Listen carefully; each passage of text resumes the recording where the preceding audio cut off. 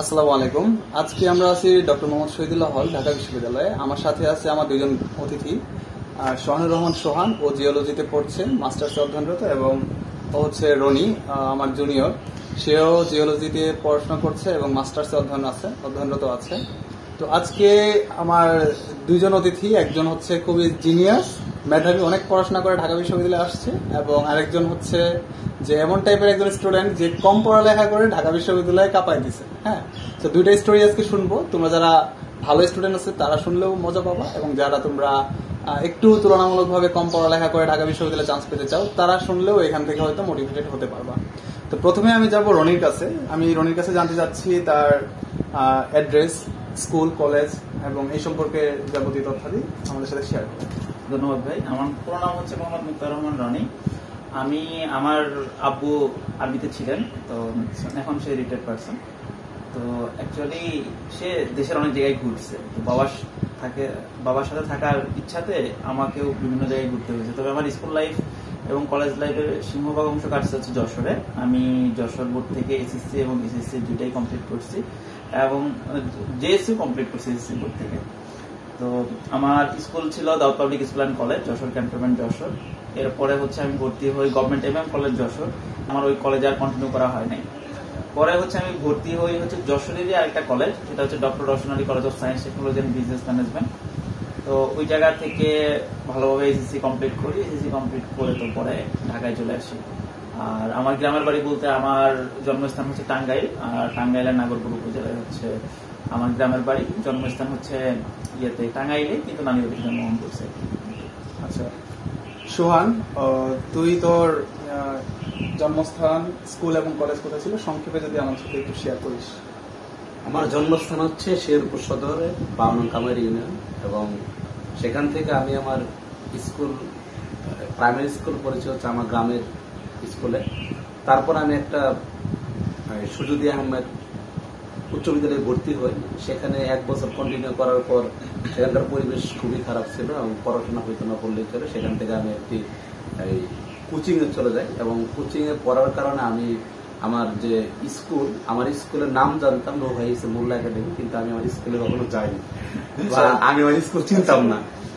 এবং এখান থেকে পড়াশোনা করে এবং স্কুলে 9-এ একটু ভালোভাবে পড়াশোনা করলেও 10-এ গিয়ে মাথায় একটা ধরলো যে আমি স্কুল থেকে চলে যাবো, স্কুলে পড়াশোনা করবো না। এবং সেখান থেকে পরে কন্টিনিউ করলাম। কন্টিনিউ করার পর আমার কোচিং এ এবং স্কুলে সবচেয়ে খারাপ সময় হচ্ছে যেরকম যে ইংরেজি ক্লাস, কারণ আমি কখনো ইংরেজি পড়তাম না, এবং আমার যে শিক্ষক ছিল তারাও হয়তো ভালোভাবে পড়াতে পারতো না, যার কারণে আমি হচ্ছে ইংলিশ পড়া বাদ দিয়েছিলাম। এবং আমি একসময় যখন জানতে পারলাম যে ঢাকা বিশ্ববিদ্যালয়ে ভর্তি হওয়ার জন্য ইংরেজি গুরুত্বপূর্ণ না বা ইংরেজি পড়তে হবে না, এই জন্য আমি ইংরেজি পড়া বাদ দিয়েছিলাম। এবং ইন্টারমিডিয়েট পর্যন্ত আমি শুধুমাত্র ইংরেজি পড়ছি পরীক্ষার আগে, এবং যেন আমি কোন রকম A/A- এরকম চিন্তা ভাবনা ইংরেজি পড়তাম, এবং যার ফলে এখন আমার জীবন খুবই খারাপ অবস্থায় আছে। এবং এখানে আমি এসএসসি শেষ করে শেরপুর সরকারি কলেজে ভর্তি হই, এবং শেরপুর সরকারি কলেজে ভর্তি হওয়ার পর প্রথম কিছুদিন ক্লাস করি, যখন আমার বুদ্ধি আসে যে আসলে ক্লাস না করলেও চলবে। এরপর আমি আর কখনো ক্লাস করি নাই। তারপর পরীক্ষা দিয়ে ঢাকা বিশ্ববিদ্যালয়ে চান্স পাই। আচ্ছা, এখানে একটু বলে রাখি, আমার যে দুজন অতিথি আছে এরা দুজনই কিন্তু জিওলজি ডিপার্টমেন্টের মাস্টার্সে অধ্যয়নরত শিক্ষার্থী, এবং কিছুদিন পরে আমরা হচ্ছে ভার্সিটি শেষ করে চলে যাব, আমি সহ।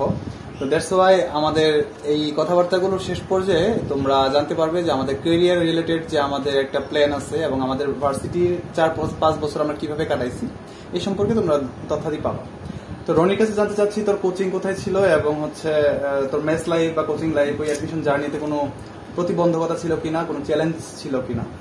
তো আমি যখন আমার বন্ধু বান্ধব যারা ছিল তারা সবাই ইঞ্জিনিয়ারিং কোচিং করে, কেউ কেউ ছিল যে হচ্ছে মেডিকেল কোচিং করে। আমি একমাত্র আমার ব্যাচে, আমি যতটুকু চিন্তা আর কি, এর ভিতরে ভার্সিটি কোচিং এ ভর্তি হই।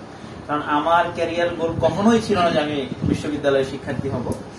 আমি ছোটবেলা থেকেই, এমনকি আমার এই পর্যন্ত হায়ার স্টাডিজ পর্যন্ত আসছি, আমার কখনো ইচ্ছা ছিল না, যে আমার কখনো চিন্তাও করি নাই যে আমি এই জায়গা পর্যন্ত আসবো। কারণ আমার লাইফ ছোটবেলা থেকেই আমার ইচ্ছা ছিল যে আমি ডিফেন্সে যাব।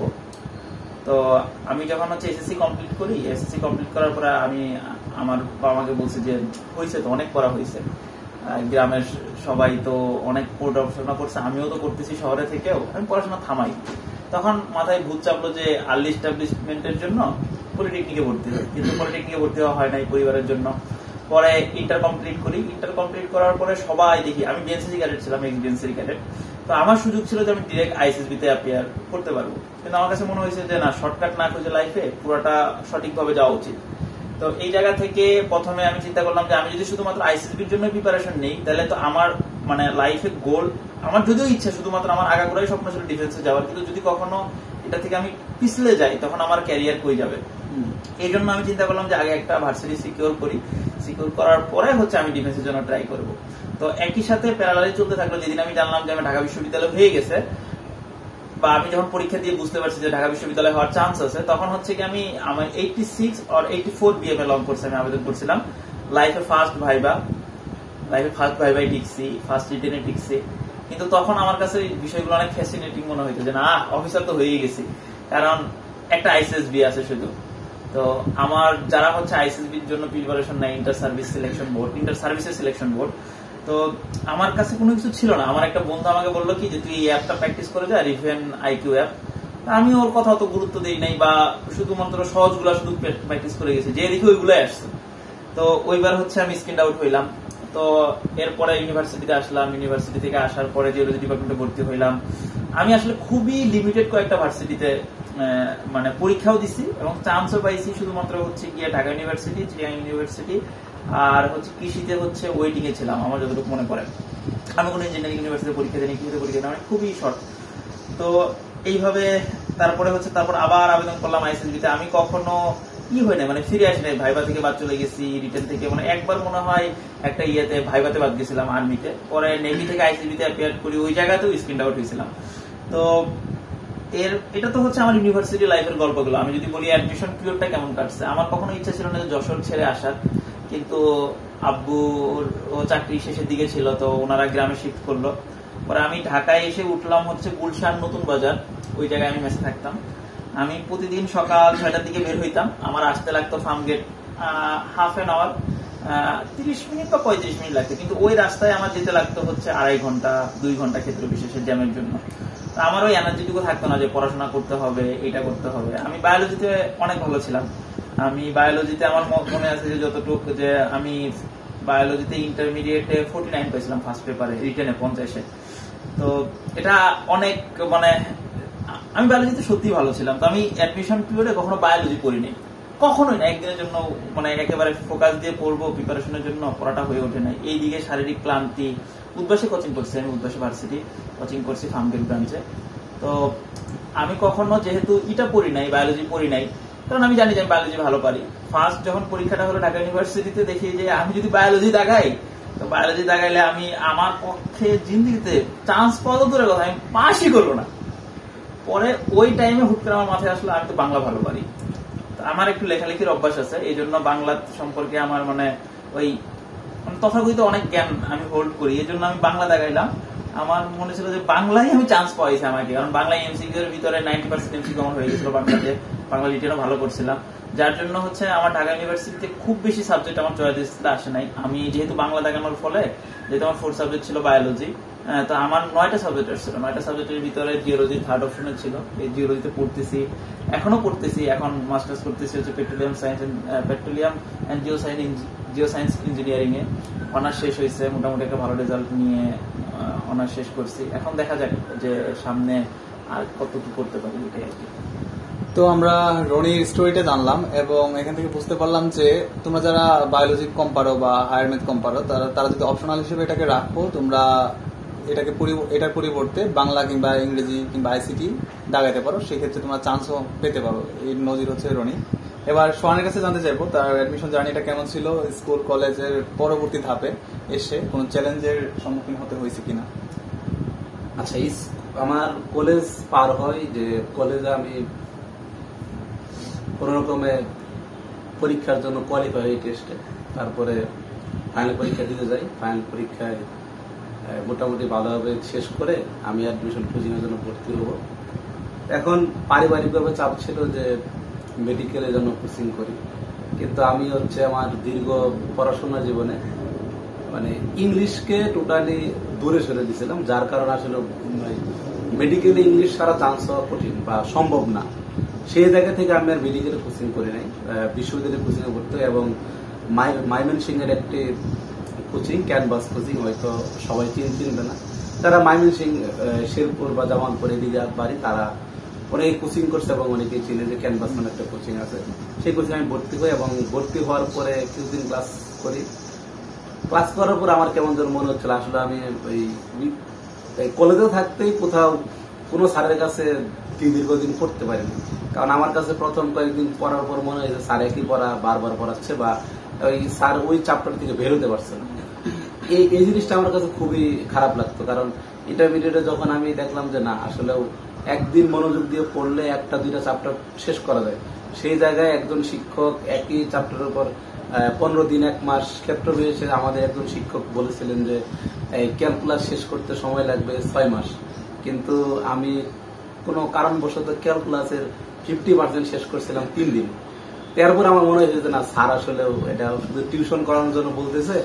পরে আমি আর সেই স্যারের কাছে কন্টিনিউ করে নেই, কারণ যে ক্যালকুলাস 50% ক্যালকুলাস আমি 3 দিনে শেষ করছি, সেই ক্যালকুলাস জন্য আমি 6 মাস সময় দিতে পারবো না। এবং আমার হচ্ছে এই অ্যাডমিশন সময় থেকে শুরু করে কলেজ জীবনে বেশিরভাগ সময় কাটছে হচ্ছে অলসতায়। কারণ হচ্ছে আমার কাছে মনে হয়েছে যে এই পড়াশোনা একটা চ্যাপ্টার শেষ করতে আমার 10-20 মিনিট লাগে, বা 1 ঘন্টা যদি আমরা চ্যাপ্টার শেষ করতে পারি তাহলে আমার সারাদিন হচ্ছে ফ্রি। এবং আমি এই কাজটাই করতাম যে আজকে পড়তে বসছি, আজকে আমার একটা চ্যাপ্টার শেষ হলে আজকে আমার কোনো কাজ নাই, এরপর আমি ঘুমাইতাম, ক্রিকেট খেলা দেখতাম, কখনো খেলতে যাইতাম, কিন্তু শহরে খেলার জায়গা ছিল না। এরপর হচ্ছে যে অ্যাডমিশন যখন ভর্তি হয়, অ্যাডমিশন আসার পরে আমরা কয়েকজন বন্ধু একত্রিত হয়, যারা হচ্ছে বিশ্ববিদ্যালয়ে মানে স্কুল এবং কলেজে ছিলাম ব্যাক বেঞ্চার। এবং আমাদের কলেজের শিক্ষক থেকে শুরু করে কেউ আমাদের চিনত না, কারণ হচ্ছে আমরা হচ্ছে মাঝে মধ্যে কলেজে যাইতাম একসাথে প্রতি শনিবার এবং রবিবার সকালবেলা। এছাড়া আমরা পরবর্তী দিনগুলো আমি একটু কলেজে যাইনি। সোহান হচ্ছে আমার ফ্রেন্ড, কলেজ ফ্রেন্ড, যে কারণে ওকে আমি পার্সোনালি চিনি। ও যে ঢাকা বিশ্ববিদ্যালয়ে চান্স পাইছে এটা আমি প্রথমে নাম দেখে বিশ্বাস করি নাই। এবং ও হচ্ছে কলেজ লাইফে কখনো পড়াশোনা করতে ওকে আমি দেখি নাই। এবং ওকে দেখতাম যে আমাদের শেরপুর শহরের যে ক্লাব ছিল, সেই ক্রিকেট খেলা হইলেও 5 দিন ধরে টেস্ট খেলা দেখতো। কখনো ওকে আমি বইয়ের সাথে সম্পর্ক যে আছে এটা আমি দেখি নাই। ওই যে বললো 3 দিনে ক্যালকুলাস শেষ করে ফেলছিল, তো এইটুকু মাথা ছিল বলেই সে হয়তো আজকে ঢাকা বিশ্ববিদ্যালয়ে চান্স পাইছে। সো মানে একেবারে যে পড়াশোনা না করলে চলবে, আবার যে পড়াশোনা অনেক করতে হবে সেরকম ব্যাপার না। এক একজনের পার্সপেক্টিভ আসলে এক এক রকম। সো আমরা দুইটা স্টোরি এখন পাশে একই সাথে দেখতেছি, দুইটা কিন্তু বিপরীত টাইপের স্টোরি। তো সোহানকে বলবো কন্টিনিউ করো। আচ্ছা, এরপর হচ্ছে আমার ফিজিক্সের জন্য যখন আমি একজন শিক্ষকের কাছে টিউশনে যাই, শিক্ষক পড়াচ্ছিলেন, ওনার নামটা বলবো না কারণ উনি এখনো শিক্ষকতা করেন। উনি আসলে রিডিং পড়াচ্ছিলেন। তারপর আমি একদিন যাওয়ার পর বুঝতে পারলাম যে এখানে আসলে আমার ফিজিক্স পড়া হবে না। তারপর আমি ওখান থেকে চলে আসলাম, অন্য একজন শিক্ষকের কাছে ভর্তি হলাম। উনি একটা কলেজের সাবেক প্রিন্সিপাল ছিলেন এবং ওনার নাম মোটামুটি ছড়ানো ছিল, উনি ফিজিক্সের অনেক ভালো শিক্ষক। ওনার কাছে ভর্তি হওয়ার পর 1 মাস কন্টিনিউ করলাম। 1 মাসে দেখলাম যে উনি আসলে তাপগতিবিদ্যা পড়াইছে 1 মাসে, কিন্তু তাপগতিবিদ্যা আসলে একজন ছাত্রের জন্য 1 ঘন্টা বেশি লাগার কথা না। বা এই যে 1 মাস উনি তাপগতিবিদ্যা পড়াইলেন, এরপর আমি এখান থেকে চলে আসলাম। তার ফলস্বরূপ আমার আসলে এইভাবে কন্টিনিউ করা হয়নি ফিজিক্স টিউশন। এরপর আমি কেমিস্ট্রি পড়তে গেলাম, স্যারের কাছে 3 মাস পড়লাম। 3 মাসে দেখলাম যে স্যার 3টা অধ্যায়ের মতো শেষ করছেন। তারপর আমার কাছে মনে হইলো যে না, আমার পক্ষে আসলে এত ধীরগতিতে পড়া সম্ভব না, আমি ওখান থেকে ব্যাক করলাম। এরপর আমি একটা কোচিং এর নাম বলবো, কারণ এই কোচিংটা হচ্ছে আমি একদিন কন্টিনিউ করে যা পাইছি সেটা খুবই খারাপ লাগছে যে আমার শেরপুরের মানুষকে তারা কিভাবে ঠকাচ্ছে। কোচিংটার নাম ছিল হচ্ছে ইবেক কোচিং সেন্টার। ইবেক কোচিং সেন্টার আমি একদিন গেলাম, যাওয়ার পরে একজন শিক্ষক পড়াচ্ছিলেন কেমিস্ট্রি, আমি পড়তেছিলাম, কিন্তু উনি কি পড়ালেন আমি কিছুই বুঝলাম না। কারণ উনি যা পড়াচ্ছেন আমি সেটা আগে থেকে পারতাম, এবং উনি এমন কঠিনভাবে বোঝাচ্ছেন যেটা আসলে ছাত্রদের পক্ষে পড়া সম্ভব না। এবং উনি এক ক্লাসে সম্ভবত একটা বিক্রিয়া পড়াইছিলেন। এরপর আমি ওখান থেকে কোচিং থেকে চলে আসি এই কথা বলে যে যার নাই বিবেক সে ভর্তি হবে হচ্ছে ইবেক। এই কথা বলে আমি ওখান থেকে চলে আসি এবং শিক্ষার্থীদেরকে ওইখানে ডিমোটিভেট করি, এবং আমার সাথে আরো 2 জন ওখান থেকে মানে কোচিং চলে আসে। যাই হোক, এরপর হচ্ছে আমি দীর্ঘদিন যখন কোথাও মানে যেখানে ভর্তি হয়ে যায় বলে যে ব্যাচ ভিত্তিক ভর্তি হইতে হবে, কারণ ব্যাচগুলোতে তারা 2 বছরের একটা চিন্তা ভাবনা করে পড়ানো শুরু করতো, এবং কোন স্যার পাইলাম না যে হচ্ছে আসলে কম সময়ে কোর্স শেষ করবে। এইভাবে করতে করতে আমি হচ্ছে ম্যাথ কয়েকটা জায়গায় করি, এবং একজন শিক্ষক ছিলেন আমাদের শাহপরান স্যার, এখন উনি হয়তো ওই গুরুদয়াল কলেজে আছেন বা নেত্রকোনাতে আছেন। তাহলে উনি হচ্ছে ওনার সাথে একদিন কথাবার্তা বলি, উনি আমার বিষয়টা বিবেচনা নিয়ে বলে যে তুমি আমার ওখানে পড়তে আসো, আমার এখানে কয়েকজন শিক্ষার্থী পড়ে ওখানে ফাঁকা আছে। কিন্তু এখানে যখন আমি গেলাম, যাওয়ার পরে ওই বাকি ব্যাচের বাকি শিক্ষার্থীরা আমাকে আসলে নিতে পারে নাই। তারা হয়তো ভাবছিল যে আমি ওই দুর্বল ছাত্র, অথবা তাদের সাথে আমার মিলতে ছিল না। পরে দেখলাম যে না, তারা ভালোভাবে নিচ্ছে না। তারপরে আমি 1 সপ্তাহ পড়ার পর এখান থেকে চলে আসি, কারণ ব্যাচের বাকিদের সাথে আমার মিলতে ছিল না, বা ব্যাচের এখানে কয়েকজন মেয়ে শিক্ষার্থী ছিল, তারাও মানে নিজেরা একটু ভালো শিক্ষার্থী, এবং তাদেরকে তারা অন্য উচ্চতায় দেখে, যার ফলে আমার মতো শিক্ষার্থীরা তারা মানতে পারতেছিল না। স্যার অনেক রিকোয়েস্ট করার পরেও তারা নাকচ করে যে না, এরকম শিক্ষার্থীর সাথে আমরা পড়বো না। তারপর আমি এখান থেকে চলে আসি।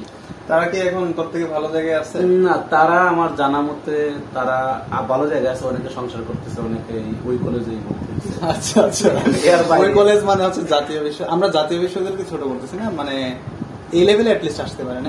ওই আর কি, ও ওই কলেজে আছে। তাই ওইখান থেকে আমি হচ্ছে পরবর্তীতে একজন শিক্ষকের সন্ধান পাই, মানে উনি আগে থেকে ছিলেন, শামসুল হুদা স্যার। এরপর স্যারের সাথে কথা বলার পরে স্যার বললো যে না, আমি হচ্ছে 2 বছর ব্যাপী পড়াই না, আমি হচ্ছে যদি কিছু শিক্ষার্থী পাই যারা হচ্ছে পড়তে চায়, ও চাইলে উনি 2-3 মাসে বা 6 মাসের ভিতর ম্যাথ কোর্স শেষ করবে। তারপর আমি স্যারের কাছে ভর্তি হই, এবং আমরা যারা ভর্তি হয়েছিলাম তারা মোটামুটি এরকমই ছিলাম, বিভিন্ন ব্যাচ থেকে চলে আসা, বা মানে কন্টিনিউয়াস টিউশন যারা করে না, এরকম একটা ব্যাচ। আমরা 7-8 জন বা সম্ভবত 15 জনের মতো ছিলাম। ওইখান থেকে আমরা পড়াশোনা কন্টিনিউ করি, এবং স্যার হচ্ছে ক্যালকুলাস 3 দিনে শেষ করেন, ক্যালকুলাস 3 দিনে শেষ করেন। বাকিটা আর কন্টিনিউ করা হয়নি স্যারের কাছে, ওরা একাই করে নিয়েছিলাম। আর স্যার হচ্ছে বলবিদ্যার উপর ভালো পড়ান, এবং আমরা ওই সময় বলবিদ্যা ভালো ক্যাপচার করছিলাম, এখন হয়তো ওইভাবে খেয়াল নাই। এবং স্যার বলবিদ্যাটাকে একটু সময় নিয়ে পড়াইছিলেন, এবং আমরা ভালো করছিলাম। এরপরে হচ্ছে যে বাকি বিষয়গুলা আমি হচ্ছে কলেজে থাকতে অন্য বিষয় না পড়লেও ম্যাথ অনেক সময় প্র্যাকটিস করছি এবং পড়ছি, যার ফলস্বরূপ আমার একটা কনফিডেন্স ছিল যে আমি হয়তো ম্যাথে ভালো করব, এবং ম্যাথ, বায়োলজি এবং কেমিস্ট্রিতে হয়তো কিছু একটা ভালো করবো। আর ফিজিক্সে ভালো করার সুযোগ ছিল, কিন্তু আমি জানতাম যে ঢাকা বিশ্ববিদ্যালয়ে ভর্তি পরীক্ষায় ফিজিক্স প্রতি বছরই কোনো না কোনো টুইস্ট নিয়ে আসে, যার ফলে প্রশ্ন সহজ হইলে উত্তর মিলবে না, আবার প্রশ্ন হার্ড হইলে তো কথাই নাই। আমাদের সময় কাকতালীয় ফিজিক্স প্রশ্ন এতটাই হার্ড হয় যে অনেক ভালো শিক্ষার্থীও ফেল করে, এবং ফিজিক্সে আমি নিজেও ফেল করছি। পাশ করতে লাগতো হচ্ছে 12 মার্ক, আমি 10.5 পাইছিলাম। এরপর হচ্ছে আমি যখন ভর্তি পরীক্ষা দিতে যাই, আমার কনফিডেন্স এখানে একটু ইনক্লুড করে রাখি যে সায়েন্সের স্টুডেন্টদের জন্য আমাদের সময় কিন্তু পাস, মানে সাবজেক্ট ওয়াইজ পাস না করলেও আমাদের মেরিটটা আসতো। যেমন আর্টস এবং কমার্সের জন্য এই জিনিসটা একটু কড়াকড়ি ছিল যে তাদের আলাদা আলাদা বিষয় পাস না করলে তাদের রেজাল্ট আসতো না, কিন্তু আমাদের সায়েন্সদের যেহেতু একটু হার্ড হয় পরীক্ষাগুলো এবং সাবজেক্টগুলো যেহেতু একটু কঠিন, সেক্ষেত্রে আমাদের জন্য একটু ফ্লেক্সিবিলিটি ছিল এটা।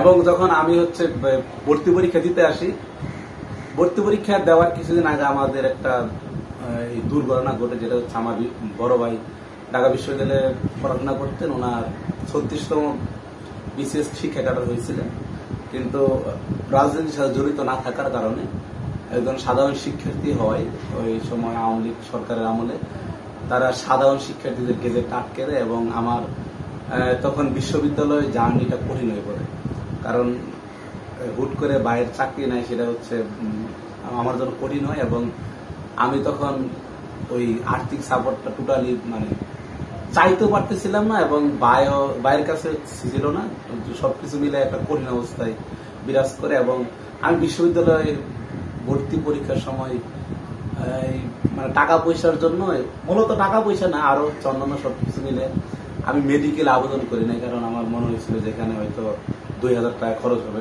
আমি রাজশাহী বিশ্ববিদ্যালয়ে আবেদন করি নাই, কারণ রাজশাহী বিশ্ববিদ্যালয়ে আমাদের সময় সম্ভবত 1200 টাকা করে এক একটা বিভাগের জন্য ছিল। রাজশাহীতে অনেকগুলা ভাগ ছিল, যার ফলে আমি আবেদন করি নাই। চট্টগ্রামে আবেদন করি নাই, কারণ ওখানে যাওয়া আসা বাবদ সবকিছু মিলে আমার প্রায় 3-4 হাজার টাকা খরচ হইত। আমি আবেদন করছিলাম হচ্ছে ঢাকা বিশ্ববিদ্যালয়, জগন্নাথ বিশ্ববিদ্যালয় এবং জাহাঙ্গীরনগর বিশ্ববিদ্যালয়। যেহেতু ঢাকা বিশ্ববিদ্যালয়ের সাথে জগন্নাথ বিশ্ববিদ্যালয়ের অল্প সময় লাগে এবং জাহাঙ্গীরনগরের তুলনামূলক কাছে, এবং আমি সেই সাথে শেরে বাংলায় আবেদন করি। শেরে বাংলা যেহেতু ঢাকার ভিতরে, সবকিছু মিলে এইটার আবেদন করি এবং ঢাকা বিশ্ববিদ্যালয়ে যখন ভর্তি পরীক্ষা দিতে আসি, এবং আমি যখন ভর্তি পরীক্ষায় আমি লেট করে আবেদন করার কারণে আমার সিটটা ঢাবিতে পড়ে না, আমার সিট পড়ে হচ্ছে Mohammad Tutul primary high school. ওইখানে সিট পড়ার কারণে আমরা ওইখানকার শিক্ষকরা অনেক কিছু জানতো না, যার কারণে পরীক্ষা হলে একটা ভুলও হয়েছিল। কারণ আমি জানতাম যে ঢাকা বিশ্ববিদ্যালয়ে অনেকগুলা সেট হয়, কতগুলা সেট হয় এটা কেউ বলতে পারে না, এবং সেটগুলো লেখা থাকে না। প্রশ্নের ভিতর ওএমআর থাকে, কেউ যদি ওএমআর চেঞ্জ করে ফেলে তাহলে তার ফেল নিশ্চিত এবং তার উত্তরমালা মিলবে না। আমাদের সময় একজন শিক্ষার্থী উত্তরমালা ওএমআর চেঞ্জ করছিল, কিন্তু শিক্ষক জানতো না যে এরকম ঘটনা ঘটছে। ও পরবর্তী ওর কি সেটা জানি না, কিন্তু আমি এটা জানতাম। জানার ফলশ্রুতিতে আমি এই রেজিস্ট্রেশন নাম্বার এবং রোল নাম্বার গুলা সতর্কতার সাথে ফিল আপ করতেছিলাম। তারপরও একটু ভুল হয়ে গেছিল, হালকা অন্য জায়গায় কালি পড়ছিল। তারপর আমি স্যারকে ওটা আর বলি নাই, কারণ আমি দেখছিলাম যে স্যার ভুল ডিরেকশন দিয়েছিল। এবং আমার ভর্তি পরীক্ষার দিন আরো মজার ঘটনা ঘটে যে আমি পিছনের দিকে সিট করে, আমার সিটের ডান পাশে একজন মেয়ে শিক্ষার্থী সিট করে, বাম পাশে একজন ছেলে, এবং পিছনের বাম দিকে একজন মেয়ে শিক্ষার্থী সিট করে। এই আমি বাদে বাকি তিনজনই আমি সহ এই চারজনই খুবই দুর্বল, খারাপ স্টুডেন্ট, এদের কোনো সিরিয়াসনেস নাই। আমি ভর্তি পরীক্ষা দিয়েছিলাম, আমার ডান পাশের শিক্ষার্থী সে তার এমসিকিউ পূরণ করে ডেকে রাখতেছিল, আমাকে সে দেখাবে না, কিন্তু আমি জানতাম যে তারটা আমার সঙ্গে মিলবে না, কারণ তার যেহেতু সেট ভিন্ন। এবং আমার বাম পাশে যে ছাত্র পড়ছে সে শহরের পশ শিক্ষার্থী, বাবা মার আদরের সন্তান, বাবা তাকে সকালবেলা গোসল করাই দিচ্ছে এবং নিজে হাতে খাওয়ায় নিয়ে আসছে। তো এটা গল্প শোনার পর আমার কাছে খুবই হাস্যকর লাগতেছিল যে এইসব কি বলতেছে। এবং সে বলতেছিল সে বুয়েটে জন্য কোচিং করছে, এই জন্য সে ডাবি পরীক্ষায় খারাপ করতেছে। কিন্তু আমরা জানতাম যে আসলে বুয়েটে যারা কোচিং করে তারা ডাবি দেওয়ার জন্য পানি বাতের মতো, কিন্তু সে পারতেছিল না। আর পিছনের যে মেয়েটা ছিল সে আরো ইন্টারেস্টিং আলাপ দিয়েছিল যে সে মেডিকেলের কোচিং করছে, যার কারণে সে পারতেছে না। এবং একজন অবিবাহিত শিক্ষক ছিল, যেহেতু মেয়ে মানুষ এই কথা বলছে, স্যার তার সাথে গল্প করতেছিল, নানা ধরনের গল্প। তো আমি ভাবতেছিলাম যে স্যার আসলে কি চাচ্ছে, স্যার বেশি জানে না। স্যার কিন্তু মেয়ে কোশ্চেন করতে পারতো যে তুমি যেহেতু মেডিকেল কোচিং করছো তাহলে তুমি বায়োলজি দেখাও, ইংরেজি দেখাও, বাংলা দেখাও, তারপর তুমি গল্প করো। কিন্তু সে কোনোটাই পারতেছে না, আবার বলতেছে আমি মেডিকেল কোচিং করছি। এই সব কিছু মিলে আমার মাথা এমনিতেই আমার মাথা সবাই ঠান্ডাই থাকে, আমার আরো ঠান্ডা হয়ে যাচ্ছে যারা কি সব বলতেছে। এর ভিতরে 1 ঘন্টা সময় চলে গেছে, আমি 58টা দাঁড়াইছি, কিন্তু আমি জানি ঢাকা বিষয়ে চান্স পাইতে হলে অ্যাটলিস্ট 60 নম্বর পাওয়া লাগবে। 58টা কারেকশন করে 60 নম্বর পাওয়া সম্ভব না। তারপর আমি চিন্তা করলাম যে আমাকে আরো কমপক্ষে 40টা দাঁড়াইতে হবে, সেটা ভুল হোক শুদ্ধ হোক, না হলে আমার হবে না। এরপর আমি চিন্তা ভাবনা করে বায়োলজি কোশ্চেন আমার খুবই করে নিয়েছিল, এবং এতটাই করে নিয়েছিল যে অনেকেই 15টা দাগাই 10টা দাগাই না। আমি চিন্তা করলাম যে আমার বায়োলজি অবশ্যই দাগাইতে হবে, এবং আমি তখন শেষ 30 মিনিটে আমি 40টার উপর এমসিকিউ দাগাই, এবং অনেকটা জেনে দাগাইছি, কতটা না জেনে দাগাইছি। এবং বায়োলজি আমি 29টা দাগাইছি, এবং বায়োলজি থেকে আমার সম্ভবত 24টার মতো হয়ে গেছিল। এবং ম্যাথমেটিক্স আমি পারতাম, এবং ম্যাথমেটিক্স আমি এতটাই পারতাম যে আমার 30টা থেকে 30টাই হওয়ার চান্স ছিল। কিন্তু ম্যাথমেটিক্স কোশ্চেন দেখে বেশি সহজ হওয়ার কারণে আমি আবেগ আপ্লুত হয়ে 6টা ভুল করে ফেলছিলাম। যেগুলোর উত্তর আসতেছিল √3 1/√3, আমি √3 দাগাই ফেলছি প্রথম ক্যালকুলেশন। দাবি পরীক্ষা সবচেয়ে মজার বিষয় যে আমি ক্যালকুলেশন যতভাবে ভুল করব উত্তর আসবে সঠিক। আবার আমার সাথে এটাই হয়েছিল। আমি মডুলাসের এটা ভুল করতেছিলাম, ভুল করার পর উত্তর মিলে গেছে। আমি 3বার ভুল করছি, 3বারে 3টে উত্তর মিলে গেছে। এরকম কয়েকটা ঘটনাই ঘটছে, বিশেষ করে ম্যাথ এবং ফিজিক্স এটা ঘটে। এবং ম্যাথ এবং ফিজিক্স আমি আমার জানা কোশ্চেন সম্ভবত 10টার মতো ভুল করে গেছিলাম। এবং সবকিছু মিলে যখন ভর্তি শেষ হলো, রেজাল্ট আসলো, তখন আমার নম্বর ছিল সম্ভবত 60± এরকম একটা। আর আমার যেহেতু এইচএসসিতে A+ ছিল না, 4.42 ছিল, যার ফলস্বরূপ যে আমার 6 নম্বর কাটা দেয়, এবং আমি চিন্তায় করে যাই যে আমার আসলে চান্স হবে কিনা, কারণ আমার পজিশনটা একটু পিছনের দিকে পড়ে যায়। তবে তারপরেও ভাই বলতেছিল যে না, এবার তো ঢাকা বিশ্ববিদ্যালয়ে সবার আগে পরীক্ষা হয়েছে, এখান থেকে বুয়েটে চলে যাবে, মেডিকেলে চলে যাবে, চান্স হবে, তবে শেষের দিয়ে কোনো সাবজেক্টে। তো এই মনোমালিন্য নিয়ে আমি হচ্ছে বিভিন্ন বিশ্ববিদ্যালয়ে আবেদন করতে পারি নাই, সেই একটা বিষয় এলো। তারপরে আমি চিন্তা করলাম যে আমার হয়তো চান্স হবে না, আমি এলাকায় গিয়ে আরো ভেঙে পড়লাম। জাতীয় বিশ্ববিদ্যালয়ে ভর্তি হই নাই, কোথাও আবেদন করি নাই, বা সেকেন্ড টাইমে দেওয়ার কোনো চিন্তা ভাবনা নাই, কারণ আমার বড় ভাই ঢাকা বিশ্ববিদ্যালয়ে পড়ার কারণে সে আসলে অন্য বিশ্ববিদ্যালয় বা দূরে কোথাও ভর্তি করার চিন্তা নাই। প্লাস হচ্ছে আর্থিকভাবেও তখন সাপোর্ট ছিল না, কারণ ভাইয়ের চাকরি হওয়ার পর চাকরি হয় না, এটা হচ্ছে তার জন্য কষ্টকর ছিল। এবং প্রায় বয়স তখন 28 বছর বয়স, যখন 28 বছর বয়সের ছেলের প্রায় শেষ জীবনে বিসিএসে যখন চাকরি হয়ে হয় না, তো তখন মানে প্যাথেটিক অবস্থায় থাকে। এবং আমি বলতে পারতেছিলাম না, এই অবস্থায় আমি হচ্ছে ঢাকা বিশ্ববিদ্যালয়ে ভাইবা মিস করি, কারণ আমি জানতাম না যে এত দূর পর্যন্ত ডাকবে। পরে আমি ভাইবা মিস করার পর 2 মাস পর আমি খবর পাই যে আমার পরে যারা আছে সিরিয়ালে তারা চান্স পেয়ে গেছে, এবং আমার একজন বন্ধু ভুটানিতে ভর্তি হয়েছে, যার পজিশন আমার থেকে আরো পিছনে ছিল। তারপর আমি হচ্ছে বয়ে বয়ে জানুয়ারির 4 তারিখে ভাইকে বলি, পরে ভাই ঢাকা বিশ্ববিদ্যালয়ে গণিত বিভাগে খোঁজ নেয়। তখন আবার গণিত বিভাগের যে শিক্ষক ছিল সে হচ্ছে পরীক্ষা কমিটির সভাপতি ছিল। পরে স্যার বললো যে এটা আসলে কোনো বিষয় না, যারা ভাইবা মিস করছে তারা যে কোনো সময় আসলে আমরা তার ভাইবা নিব। এবং আমি তখন 5 জানুয়ারি ভাইবা দিতে আসি, এবং ভাইবা দিতে আসলে তখন আমাকে বলে দেয় যে তুমি তো শরীর সময় আসো না, এখন তোমার কাঙ্ক্ষিত সাবজেক্ট তুমি পাবা না। আমাদের 4টা সাবজেক্ট দিয়ে দেয়, যে এই 4টা সাবজেক্ট ফাঁকা আছে, সয়েল, তারপর হচ্ছে জিওলজি, ওসিয়ানোগ্রাফি এবং মেটারোলজি। এই 4টার ভিতরে তুমি হচ্ছে যে কোনো একটাতে ভর্তি হইতে পারো এবং সেটা তুমি চুজ করে দাও। তারপর হচ্ছে আমি আমার ভাইয়ের পরামর্শ অনুযায়ী জিওলজিতে ভর্তি হয়। যে আমি একটু বিশ্ববিদ্যালয় লাইফের দিকে যেতে যাচ্ছি, রনির কাছে যাব। এই যে 4 বছর ভার্সিটি লাইফ যে কাটাইলি, 4 বছর তো অনার্স এবং মাস্টার্স করতেছিস এখন, তো কেমন ছিল এই জার্নিটা? এখানে অবশ্যই অনেক মানে চ্যালেঞ্জ ছিল, মজা, হাসি কান্না সবকিছু মিলাই ছিল।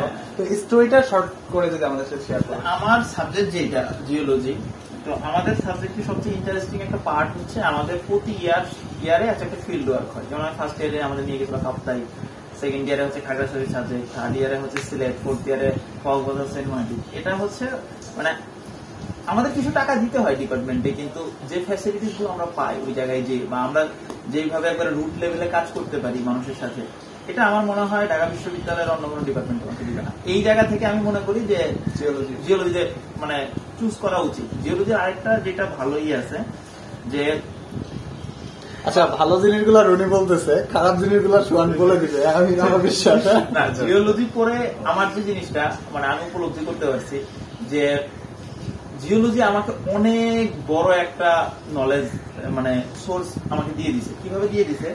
যে অনেকের স্বপ্ন থাকে বাংলাদেশের যে পলিটিক্যাল স্টেবিলিটি, তারপর অর্থনৈতিক অবস্থা, অনেকেরই ইচ্ছা থাকে যখন দেশের বাইরে চলে যাবে।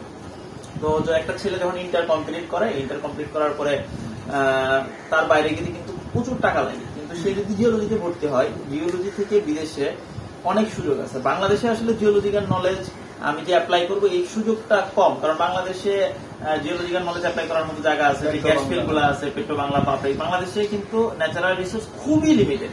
এই মধ্যপাড়াতে হচ্ছে কিছু হার্ড রক আছে, তারপরে হচ্ছে বড় পুকুরিয়া কয়লা খনি আছে, এখনো অবশ্য কিছু গ্যাস ফিল্ড, মানে যেটা হচ্ছে একটা গ্যাস ফিল্ড কিন্তু 2 প্রকার, একটা অনশোর আর অফশোর। তো অনশোর বলতে যেগুলো হচ্ছে আমরা মানে ল্যান্ডে দেখতে পারি, আর অফশোর হচ্ছে যেগুলো হচ্ছে সমুদ্রে। তো সমুদ্রে এখনো আমাদের ওই এক্সপ্লোরেশন ওয়ার্কটা হয় নাই। তো জিওলজি পড়ে মানুষের স্বপ্নের দেশ কি থাকে? যে আমেরিকা, ইউরোপের কোনো কান্ট্রি। তো এই জিওলজি থেকে গ্রাজুয়েশন করার পরে স্কলারশিপটা অনেক ইজি এবং ফান্ডিংটাও পাওয়া যায়, ফান্ডিং অনেক টাকা পাওয়া যায়। যেমন হচ্ছে আমি যতটুকু শুনছি আমার সিনিয়রের কাছ থেকে যে তোমাকে মাসে ওই বাংলাদেশি টাকায় হচ্ছে প্রায় 2 লাখ টাকা মতো প্রোভাইড করবে, মানে তুমি পিএইচডি স্টুডেন্ট থাকা অবস্থায়। পিএইচডি আমি এটা অ্যাড করি 2 লাখ টাকা না, আরো বেশি, সেটা হচ্ছে 3 থেকে 3.5 লাখ টাকার মতো হয়। মানে $2,500 থেকে $3,000 তারা প্রোভাইড করে পার মান্থ। স্কলারশিপ বা ফান্ডিং বা টিএ বা আরএফ পেয়ে গেলে সেটা আমাদের বিশ্ববিদ্যালয়ের জিওলজি, সয়েল, ওয়াটার বা যে কোনো ডিপার্টমেন্ট থেকে পাওয়ার ক্ষেত্রে একটা সুবিধা হয়, যেটা হলো যে আমাদের এখানে স্যার যারা থাকে, প্রফেসর, তারা কিন্তু এশিয়া মহাদেশের বড় বড় সায়েন্টিস্টদের মধ্যে একজন। আমি প্রাউডলি বলতেছি এই কথাটা। ঢাকা বিশ্ববিদ্যালয়ের যে প্রফেসররা থাকে, সেক্ষেত্রে এদের কাছ থেকে যে রিকমেন্ডেশন লেটার 3টা যায়, সেটা অনেক স্ট্রং থাকে, সেটা একটা বেনিফিট।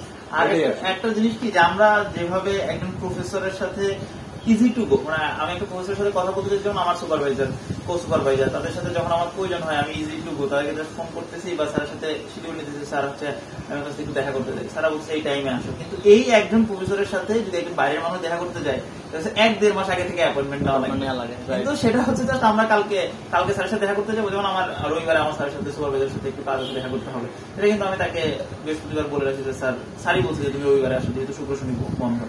এই যে দেখা করাটা, জাস্ট স্যারের সাথে একটু কথা বলবো স্যারের রূপ পর্যন্ত, যে এটা যদি বাইরের একজন মানুষ হয় তার কিন্তু অ্যাপয়েন্টমেন্ট নেওয়া লাগবে অনেক দিন ধরে, স্যারকে ফোন দিয়ে দিই। কিন্তু এই যে সুযোগগুলো ঢাকা বিশ্ববিদ্যালয় দিতেছে, আর ঢাকা বিশ্ববিদ্যালয়ের আরেকটা সবচেয়ে বড় অপরচুনিটি যেটা, যে বাংলাদেশ বলেন, আমি যেহেতু বাংলাদেশের পার্সপেক্টিভে কথা বলতেছি, বাংলাদেশ বলেন কিংবা যদি একটু বড় স্কেলে চিন্তা করি অ্যাব্রোডে, কারণ আমাদের আমেরিকাতে মানুষ কেন যায়, দেখা গেল আমাদের ডিপার্টমেন্টে যদি 50 জন থাকে 10-15 জন ইজিলি চলে যায় আমেরিকাতে। তো একটা ভালো অ্যালাম নাই, মানে হচ্ছে আমাদের বড় ভাইরা আমেরিকাতে আছে, তো আমি যখন পিএইচডি করতে যাবো তাদের সাথে কন্ট্যাক্ট হবে, আমার মনে হবে না যে আমি দেশ ছেড়ে চলে আসছি। রাইট, এইটা কিন্তু community build up Dhaka university আমাদের করে দিচ্ছে। যেমন আমার রুম নাম্বার হচ্ছে 314, তো 317 একটা ভাই থাকতো, সে বাংলাদেশ ব্যাংকের এডি। এবং এই যে কেসটা আমাদের হলের যে বিভিন্ন ভাইরা যারা যে বড় বড় জায়গায় যাচ্ছে, এই যে ট্রেনটা আমরা চোখের সামনে দেখে যে আমরা আসলে মোটিভেটেড হচ্ছি, কিংবা লাইব্রেরিতে গেলে যে দেখা যায় সবাই মনে পড়ে আর কোনো কাজ নাই, এই জিনিসটা হচ্ছে ঢাকা বিশ্ববিদ্যালয়ের বিশেষত্ব। আর নেগেটিভ সাইড বলার জন্য আমাদের সোহান ভাই আছে, সে যা যা বলছে।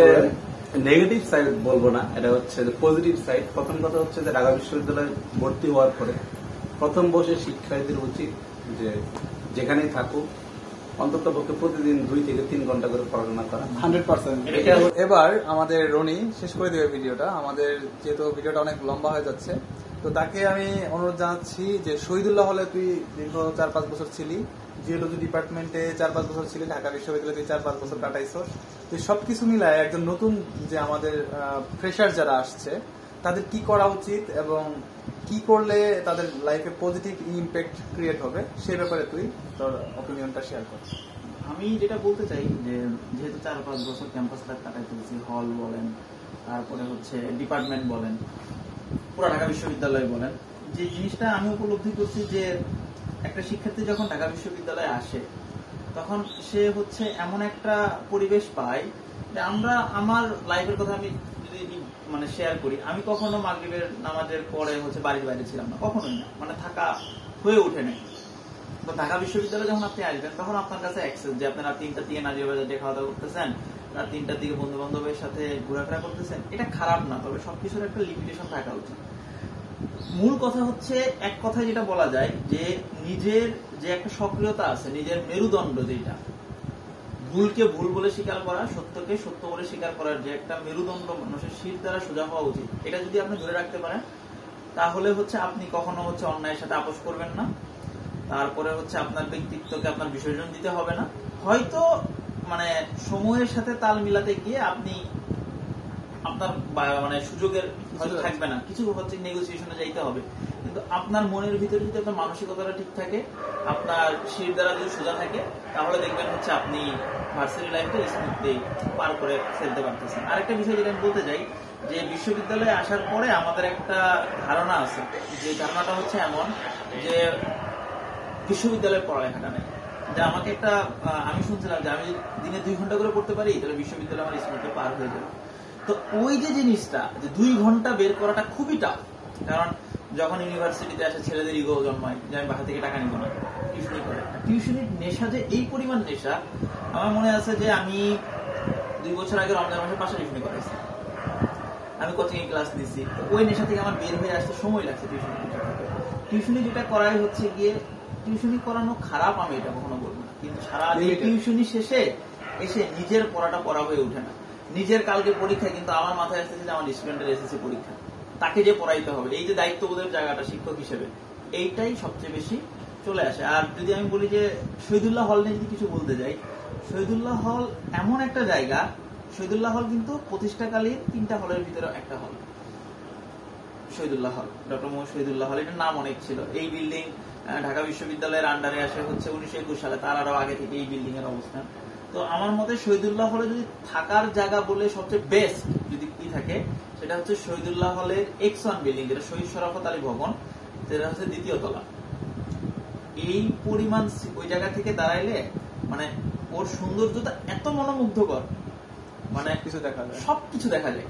ভালো খারাপ, পুকুরের ঢেউ, পুকুরে হচ্ছে গিয়ে বাতাস এসে হালকা ঢেউ তৈরি করতেছে, এটা দেখা যায়, নারকেল গাছ আছে, বাতাস, তারপর মেন বিল্ডিং এর যে 2 তলা।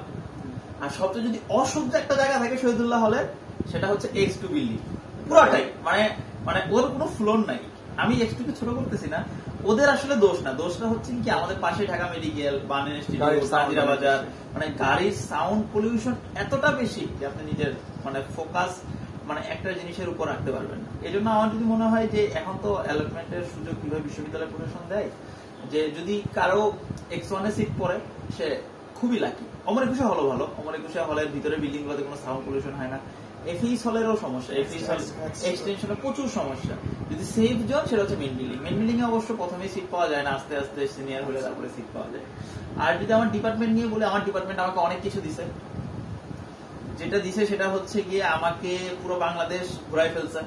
তারপরে আমি অনেক কিছু ফিল্ড ওয়ার্কে গেছি, বান্দরবানে গেছি, সাতক্ষীরা ছিলাম, যে মানুষের সাথে কিভাবে ডিল করতে হয়, কিভাবে একটা মানুষের সাথে কথা বলতে হয়, কি 2-10টা মানুষ থাকে কনভিন্স করে তার কাছ থেকে তথ্য মানে তাকে মানে ওয়ান কাইন্ড অফ হচ্ছে গিয়ে নেতৃত্ব দানের ক্যাপাবিলিটি, যেটা মানুষের সাথে ডিল করতে হবে, এটা আমাকে শিখাইছে। এটা আমাকে হলও শিখাইছে, আমার জিওলজি ডিপার্টমেন্টও শিখাইছে। আর জিওলজি ডিপার্টমেন্টে পড়ে যে জিনিসটা সেটা হচ্ছে, আমি জিওলজি ডিপার্টমেন্টের একটা সুবিধা আছে, কিছুদিন আগে আমাদের এক বড় ভাই সে বৃত্তি পাইলো $3000, $3.5 লক্ষ টাকা, সে আমার ব্রাঞ্চে হচ্ছে মাস্টার্স করতেছে।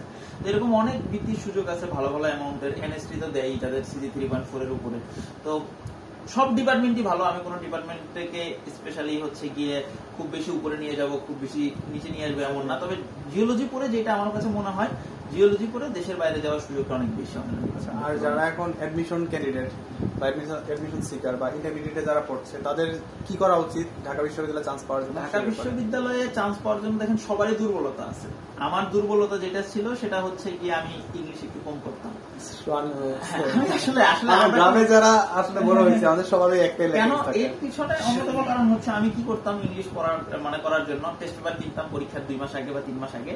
টেস্ট পেপারে যে ইগুলা ছিল 1 থেকে 50টা বা 60টা থাকতো পাঞ্জেরি, আমি সিরিয়াল করতাম যে কোনটাই সবচেয়ে কম আছে, নবদূত, পাঞ্জেরি বলে ঠাড়া এক পাশ থেকে করা শুরু করতাম, দেখলাম ওইগুলোই পরীক্ষা আসতো, ওই ধরনের গুণে আসতো। তো ইংলিশে প্লাস পেয়ে আসছি কোনো না কোনো ভাবে, ইন্টারে পাই না, এসএসসিতে প্লাস পেয়েছিলাম। তো যেটা হয়েছে এই যে আপনাকে বা যেটা হচ্ছে অ্যাডমিশন সিকার, আমার কাছে যেটা মনে হয় যে সবকিছু রুট লেভেল থেকে শেখা। মানে আপনি একটা জিনিস শিখতেছেন, মনে করেন সব কিন্তু পড়তে হয় না। আপনারা যারা জানেন, যারা ইন্টারমিডিয়েটে করতেছেন, তারা সব ম্যাথ কিন্তু সব করতেছেন না আপনি, কিন্তু যেটা করতেছেন, যেটা জানতেছেন সেটা সঠিকভাবে জানেন। আর কারো স্ট্রং পয়েন্টটাকে চর্চার বাইরে রাখা উচিত না। আমি একটা জিনিস ভালো পারি, ওটা কিন্তু যেটা হচ্ছে গিয়ে আমি মনে করি যে আমি প্র্যাকটিস করবো, যেটা আমার ক্ষেত্রে যেটা হয়েছে যে আমি 49 পেয়েও হচ্ছে গিয়ে রিটেনে ইন্টারে ফার্স্ট পেপারে বায়োলজিতে আমি কিন্তু বায়োলজিতে আগাইতেই পারি নাই, কারণ আমার চর্চা মানে ওইটার পিছনে টাইম আমি ইনভেস্ট করি নাই। কিন্তু কিছু জিনিস আছে মানুষের স্বভাবগত, মানে সহজাত, যেমন আমার বাংলার এটা একটু ভালো অন্যান্য সাবজেক্টের তুলনায়, কিন্তু আমি বাংলা দিয়ে পার পেয়ে গেছি। কিন্তু কারো যদি এই স্ট্রং পয়েন্টটা না থাকে, কোনো বিষয়টা ভালো না থাকে, আমার কথা হচ্ছে যেটাই করেন মন দিয়ে করেন আর হাতে রাখেন যে আপনি যদি 4th সাবজেক্টে খারাপ হয়, বাংলা প্রিপারেশনটা আমার কাছে মনে হয় ঢাকা বিশ্ববিদ্যালয়ে সব কোশ্চেন কঠিন হলেও বাংলা কোশ্চেন কখনো কঠিন হয় না। হয়তো আপনার সাবজেক্ট খুবই লিমিটেড হয়ে যাবে, আপনি খুব বেশি সাবজেক্ট পাবেন না, কিন্তু আপনার টার্গেট যদি থাকে শুধু ঢাকা বিশ্ববিদ্যালয়ে পড়তে হবে, সাবজেক্ট ম্যাটার করে, অবশ্যই সাবজেক্ট ম্যাটার করে, কিন্তু যদি স্বপ্ন থাকে যে ঢাকা বিশ্ববিদ্যালয়ে পড়তে হবে, সেক্ষেত্রে আপনি অপশন হিসেবে যদি বাংলা প্লাস পয়েন্ট থেকে বাংলা রাখতে পারেন, ইংলিশ রাখতে ইংলিশ রাখতে পারেন। আর যেটা রেগুলার পড়াশোনাটা করা, এই ধান্দা করে লাভ নাই যে হচ্ছে গিয়ে আমি পড়াশোনা না করে পাশের জনটা দেখে গিয়ে এলো। ঢাকা বিশ্ববিদ্যালয়ের কোশ্চেন এমন হয় যে আমি যতটুকু দেখছি যে ম্যাথ সলভ করতে যান, ম্যাথ তো অনেকভাবে সলভ করে, ভূত পদ্ধতিতেও সলভ করে, ভুল পদ্ধতিতে সলভ করে যে উত্তরটা আসবে সেটা অপশনে আছে। এইটা হচ্ছে ঢাকা বিশ্ববিদ্যালয়ের, এইটা হচ্ছে একটা মানে ওরা যে কিভাবে কোশ্চেন করে আমি জানি না। কোশ্চেন সবসময় স্ট্যান্ডার্ড হয়, যেটা হচ্ছে রেগুলার পড়াশোনা করা। আর একটা জিনিস হচ্ছে যে ধর্ম পালন করেন, অনেক ধর্মটা চর্চা করতে হবে। ধর্ম হচ্ছে এমন একটা জিনিস যে কোন ধর্ম প্রত্যেকেই বলবে, আমি অনেকগুলা ভিডিওতে বলছি যে তার যদি নামাজের কোনো বিকল্প নাই, আল্লাহর কাছে চাইতে হবে। তো ঠিক আছে, আজকে বেশি আর বাড়াবো না। সোহান, যদি জুনিয়রদের উদ্দেশ্যে সর্বশেষ কথা হচ্ছে যে কোন ধর্মই খারাপ বলে না, যে যে ধর্ম সে ধর্ম পালন করলে তার জন্য ভালো হবে। এবং ধর্মের যে কথাগুলো আছে, যে যেমন ইসলাম ধর্মে আছে যে সকালবেলা পড়াশোনা করতে হবে, ফজর সময় উঠতে হবে এবং তাড়াতাড়ি ঘুমায় যেতে হবে, এটা পালন করলে একজন শিক্ষার্থী ভালো করতে হবে। আরেকটা বিষয় হচ্ছে যে পড়াশোনা মনে থাকুক না থাকুক, ওর কথা হচ্ছে পড়তে হবে, পড়ে যেতে হবে। অনেক সে পড়তে থাকুক, মানে মৃত প্রায় মুমূর্ষ অবস্থায় হয়েও তোমাকে চান্স পেতে হবে, মানে তুমি মানে মারা যাবে না, মারা যাওয়ার আগের স্টেজে থাকবো, ওই 4 মাস তোমার এইভাবে পড়তে হবে। পড়াশোনা করতে হবে। আর হচ্ছে বেসিক কিছু বিষয় জানতে হবে, যে বিশ্ববিদ্যালয়ে আসার পরে সে ভর্তি পরীক্ষার দিন তাকে মাথায় রাখতে হবে যে আমার আসলে 60টা এমসিকিউ দাঁড়ায় বসে থাকে লাভ নেই, কারণ 60টা দিয়ে হবে না। মানে মূল কথা হচ্ছে যে ঢাকা বিশ্ববিদ্যালয়ে এমন একটা অবস্থা যে 10-15টা ভুল হবে, সেই হিসেবে মিনিমাম 80+ দাগাইতে হবে, আর বেশি ভুল হয়ে গেলে চান্স হবে না। মানে তারপরে আবার ওই অন্ধকারে ডিল মারা যাবে না, বিশেষ করে ফিজিক্সের ক্ষেত্রে। বাকিগুলোর ক্ষেত্রে মারলেও তেমন লেগে যেতে পারে। ফিজিক্সে অন্ধকারে ডিল ছোড়া মানে নিশ্চিত সেটা ভুল হবে। ফিজিক্সে ভুল হবে 100%, আর ম্যাথ এবং ফিজিক্সে যত প্রকারের ভুল সলিউশন করা যায় সবগুলো সঠিক উত্তর আসবে, এবং এভাবে শিক্ষার্থীরা। ঠিক আছে, অনেক বড় ভিডিও হয়ে গেছে। তোমরা যারা আমার ভিডিও নিয়মিত দেখো তো তারা তো দেখো, তাদেরকে অসংখ্য ধন্যবাদ। আর যারা নতুন দেখছো তারা আশা করি সাবস্ক্রাইব করে রাখবা, চাইলে তোমরা শেয়ার করতে পারো ফ্রেন্ডদের সাথে। ধন্যবাদ সবাই, ভালো থাকবা, সুস্থ থাকবা, আল্লাহ হাফেজ। আল্লাহ। আল্লাহ হাফেজ।